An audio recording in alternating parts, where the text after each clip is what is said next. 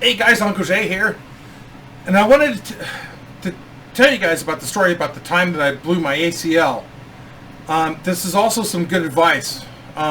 If you're getting any kind of surgery, I don't care what it is, research the surgeon that's going to be operating on you. Find out how long they've been doing that procedure.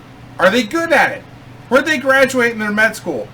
Like, you're trusting this person to work on you. Make sure that they know what the fuck they're doing. Because the guy that worked on me on my first ACL surgery, I think I was probably his second patient or whatever. So, this goes back to my jousting days. And I blew my ACL during a show. And it felt like somebody had shot me or hit my leg with an axe. It is incredibly fucking painful. And it's right in the middle of a show. And I didn't have insurance at the time.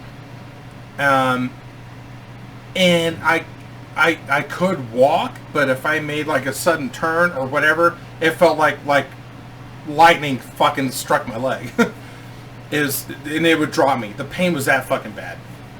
And I was doing wrestling matches and shit and fucking jousting shows and stuff with a blown ACL for a little while. But I had to be very careful on how I did things. I ended up getting a job that had some decent benefits, and I had to get my leg checked out. And they told me that, yep, you blew your ACL, and your meniscus has a tear in it. You need surgery. Great. All right, let's get it done. So I met with the doctor, the surgeon that was going to work on me. And he said, yeah, I'm going to put a cadaver ligament in you. And I'm going to put I'm going to screw it into your bones with these bolts, these screws that dissolve over time. They expire. And they get absorbed into your body. And then at that point, the ACL ligament is fused, and you're fine. I'm like, wow, okay, that sounds great. Let's do it. Fucking A. I don't remember this guy's name or anything, and I should have looked into it. So I shaved my leg, and with a Sharpie, I put like an arrow pointing at my knee, like, you know, that's the right one to do, because that's what they told me to do, and that's what I did. And they hooked me up to an IV, and they're like, all right, yo, well, we need you to count down to 10. And I'm like, 10, 5, 6, 5, 5, and I woke up in recovery, and I had a lot of pain in me. And I was in a wheelchair and shit, and I had a brace that went from my hip down to my ankle to keep my leg straight to where I couldn't move it. And I remember them saying some things, you know, physical therapy, this and that, but I was still kind of groggy. And they gave me a prescription for painkillers, which I ended up getting as Norcos. And I was taking those, and I didn't like it. Well, not that you're supposed to enjoy fucking painkillers. It didn't really kill the pain. You know what? I take that back. I guess it did. And I'll get to that. But I didn't shit for like 4 days. That's the problem. You don't shit, and when you're Uncle Jay, you gotta shit. So I was living on my sailboat at the time, and I remember I got out of the wheelchair and shit, and they gave me some crutches, and I would, on my crutches, you know how fast like the top speed of the average person on crutches would be, you know, like this. I could only go like this fucking fast. And then I'd have to stop and then fucking plant my crutches again, and then again and stop. And I felt like John Locke from that show Lost. And my boat was down at the very end of the dock, damn near. And that's single, living alone. And I didn't have anybody to take care of me except for Steve, who I used to joust with, and he lived on his sailboat a block away. So I got this brace on my leg to keep my leg from moving.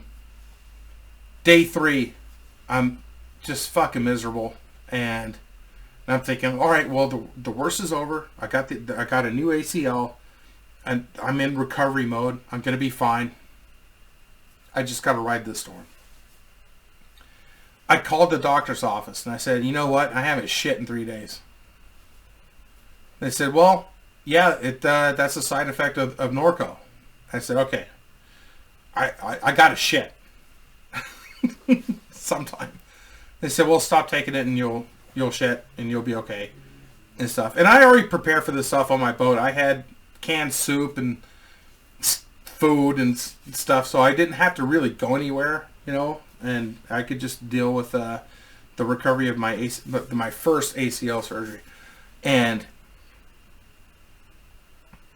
it got to a point where I'm, okay, I need to shit and shower and shave. I got to do the 3 S's. I stopped taking the Norco, and my legs started to hurt a lot fucking more. My knee was hurting a lot more, and I'm like, it's been 3 days since I showered. I need to wash my hair, brush my teeth, get myself cleaned up. And the showers were at the clubhouse, at the marina. And I put my toiletries in a backpack, put that shit on, and I got out of my boat carefully. If I fell in the drink, I would have drowned. I would have fucking drowned. And it took me about 20 minutes to fucking get up the dock and to the bathroom, to the men's locker room at the gym where the marina was. And I get in there, and I hadn't seen my leg at this point since the surgery. And I take the Velcro off these straps all the way down from my hip to my ankle, and my entire leg is like black, practically, and purple. And I don't know what the fuck this guy did to me, but it wasn't good. And since I took that brace off, the blood started flowing through my leg, and it suddenly became alive, and I felt so much fucking pain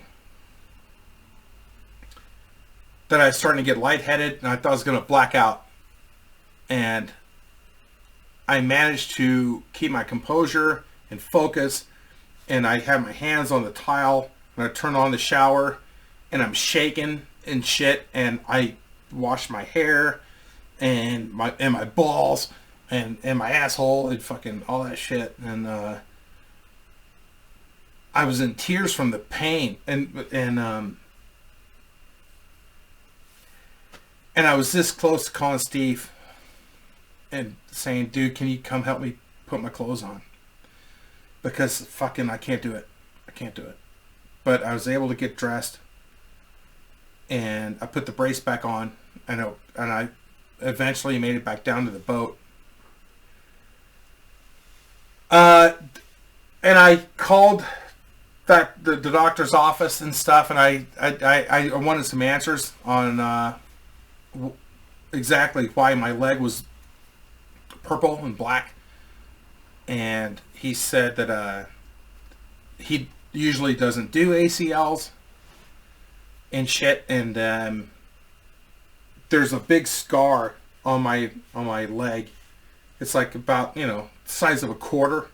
No, probably it's the size of a nickel, and it looks weird.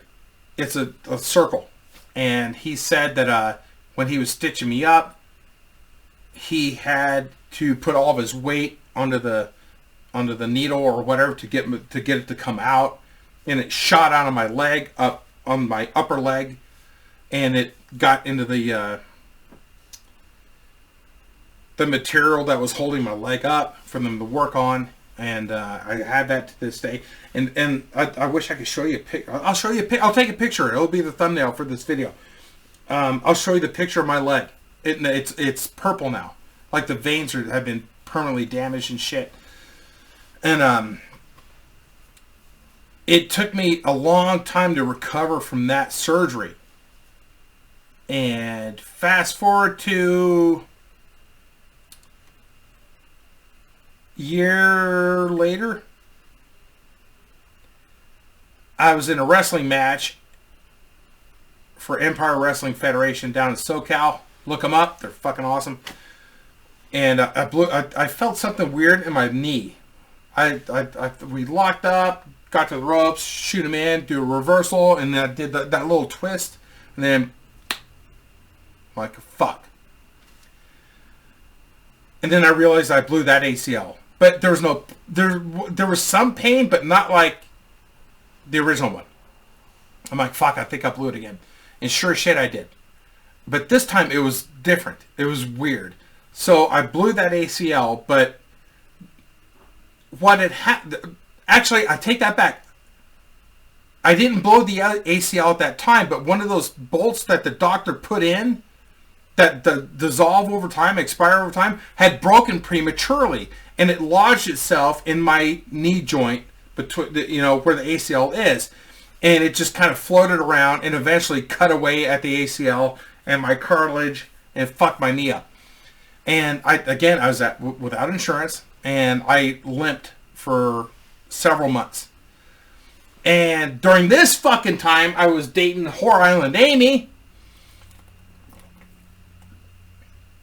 And Deborah, and her mom had this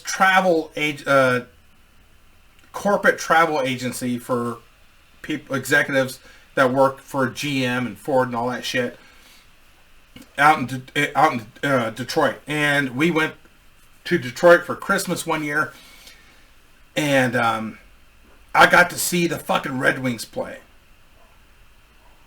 I've never been to Hockey Town, and I got to go to Hockey Town. Is an incredible freaking night. And the guy that her mom was marrying he was part of like the club where you could we had great seats and stuff, and you could go to the restaurant and shit at the arena. And so for dinner, we went there. And it's not just for fans. Like you had to be exclusive to get in there. And we went in there. We're having dinner, and fucking and I'm like, fucking hey, look at this. This is amazing. Fucking the Red Wings. I wasn't a really big Wings fan. I was more of a Flyers fan, but fucking I was a big Bob Probert fan. And I fucking see Bob Probert. He's having dinner with his wife and shit. And I'm like, and a couple other people, I'm like, oh my God, there he is. There's the champ right there. And I waited for them to finish up, and start to get up and leave. And I excused myself, and I went over. And I looked at him and I said, hey champ, I'm a big fan of yours. And I went to shake his hand. And he was the nicest freaking guy. Nicest freaking guy. And he shook my hand. And we were just making small talk. And I'm shaking his hand. But I looked down at his hand when he's shaking mine. And his knuckles had calcified. Like it had scar tissue all over that had built up. This guy had developed fucking natural brass knuckles on his fists from just like punching helmets and shit and just beating guys up. You know how like wrestlers and jiu-jitsu guys, they have the cauliflower ear? He had cauliflower knuckles. And I'm like, Jesus, Palomino. Like, how would you like to get hit by that? Not only can the guy like throw a punch, but he's got that shit on top of his hands, And super freaking nice guy. And that was cool.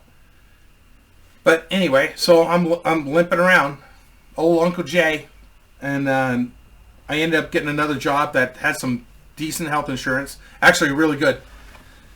And I had to go to the local hospital and have that bolt removed.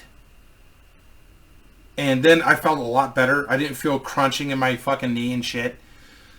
And I walked around for like 7 months with that shit. Just crunching in my fucking leg. But yo, Uncle Jay can still throw a good drop kick. Only up to about right here. But anyway, I got that removed, and then I made an appointment with another doctor to have a proper ACL surgery. And I went to this guy's office, and I sat down. He's at his desk, and I said, "How long have you been doing ACLs?" He said, "Long time." I said, "Okay, so, well, the last guy butchered me and fucked me up. How do I know you're not going to do that to me?" And he said, "Well, Jay, that's all I do. I do 3 ACL surgeries a week. The rest of the time, I play golf." I said, "Okay, how long have you been doing this?" And I don't mean golf. How long have you been doing fucking ACL surgeries? He said, "I've been doing ACLs exclusively for 15 years. And that's all I do. I work 3 days a week." I'm like, okay. So, well, this guy put these dissolvable bolts in my leg, and one of them broke off and chewed up my cartilage and ripped up my ACL. And he said, "Yeah, I'm not going to put that shit in you." I said, "So what are you going to do?" He said, "I'm going to put titanium bolts in your leg." And I said, "Okay." And he said, and he opened up a drawer, rolled one across the desk, and he said, "You're getting those." And I said, "Okay." I said, "You're not going to take like a ligament out of my Achilles or somewhere else on my body and put that in?" He said, "No, I'll put a cadaver ligament in you."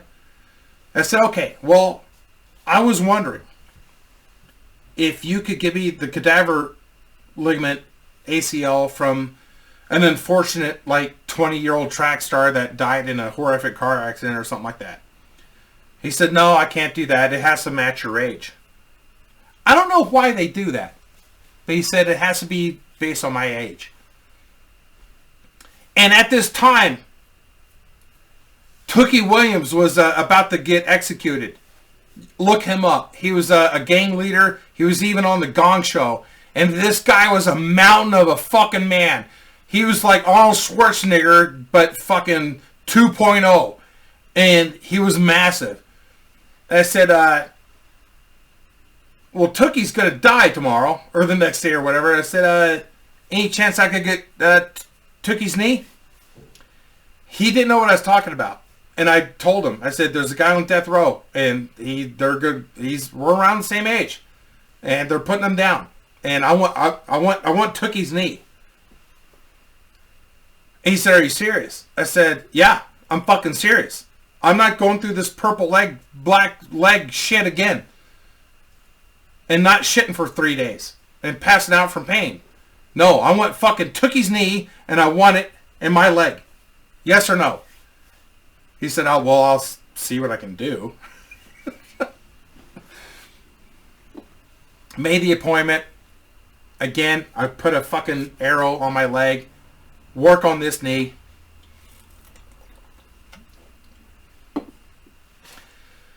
And here's the thing that sold me on this guy. Is he told me, he said, "When I'm done with you, you're going to get up and walk out of my recovery room." I'm like, "Yeah, right." He said, "No, I'm serious. When I'm done with you, you're going to walk out. You're not going to be on crutches. You're not going to be in a wheelchair. You're walking out." Okay. So they put the fucking IV in me and stuff to knock me out. And, "All right, Jay, we need you to count to 10. 10. And I was fucking out. I wake up in the waiting in the lobby, and it's fucking Steve's there. And because I told him, I said, "Dude, I don't know how this is gonna go, but I did some research on this guy. He was fucking good, really good. You gotta do your research." And sorry, I'm gassy. Anyway, so once the drugs wore off, he was talking to me and stuff, and he said, "How you feeling?" I'm like, well, fucking whatever. He said, "Jay, I'd like you to stand up." I'm like, "No, I'm not comfortable with that shit. My fucking leg hurts, blah, blah, blah." Then he walks around behind the chair and he pushes me. He's like, "Get up, get up, get up." I'm like, like fucking doing this shit in the chair. I'm like, "Motherfucker," I stand up. And there's no brace on my leg. None of that shit. And I kind of Frankenstein turn around to him. He says, "I want to see you walk towards the exit door." And I'm like, "Seriously?" He said, "Walk towards the door." Okay. So I turn and I'm facing Steve near the door. And like fucking Herman Munster, I just kind of start walking, and then I start feeling better. And I walk to the door. I'm like, "This is a fucking miracle. Holy shit." And I turned to him. And he said, "Physical therapy starts tomorrow. I got you what you wanted." Kinda. And that was it. I don't know if I got Tookie's ACL in my leg, but he said he did his best to get what I wanted. So, it's a mystery. I don't know. So, I started physical therapy the next day. Within fucking like 2 weeks later, I'm back fucking wrestling and jousting and doing all that shit. No Norcos, nor fucking not shitting. And, if you fucking blow your knee out and have to have an ACL surgery, look into who's going to be doing the operation. Find out how many fucking ACLs they've done. Stuff like that. Don't let them fucking take a ligament from anywhere else in your body and put that in there. Get a fucking dead guy's shit in your leg. That's what I did. So, and get the titanium bolts. Look into whoever's going to work on you. I'm not trying to put the fear in you. I'm really not. But when it comes to surgeries and shit, when your life's on the line, do a bit of fucking homework.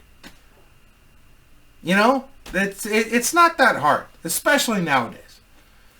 But anyways, that's my fucking Bob Probert, Tookie Williams knee surgery story all wrapped in one.